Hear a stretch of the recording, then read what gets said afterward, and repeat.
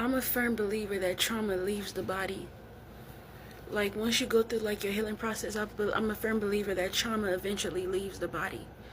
Um, so I'll put this in this. I was doing these notes, and this book came up called "The Body Keeps the Score" by Bessel van der Kolk.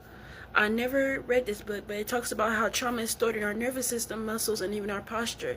And so what Abba does is he does a great work within us, right? And so when he does this great work within us, I feel like, because lately I've been feeling like my body will shake, like tremble, like out of nowhere. Like the more that I've been like laying down my boundaries, the more that I've been reading my word, the more that I've been okay with establishing my boundaries and saying no, right? Because I've been through hell and high water, right? The more I believe myself and trust in my own judgment and trust my own words, because when you've been traumatized, it's easy for you to be like not trust yourself, right? So trauma leaves the body. Trauma lives in the body, but it can leave it too, right? When Yahuwah begins to restore our soul, healing can start from the inside out. It can look like feeling lighter, getting random body aches as memories purge, right? And crying for no reason. I've been crying, okay? Loss of appetite or deep hunger, needing for more rest and stillness, right? And sometimes I just be feeling tired, right?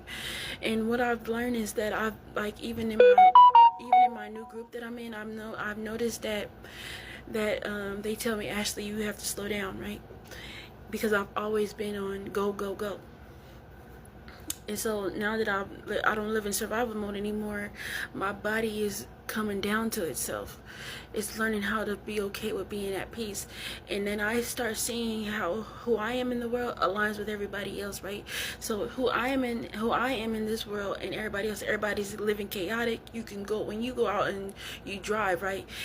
You can tell how chaotic people's lives are because you live a life of leisure and peace, and it's not because this is what everybody's doing. This is really who I am, because Allah has taught me, not no soft life, but he taught me how to live in peace, right? And so I just want to share something.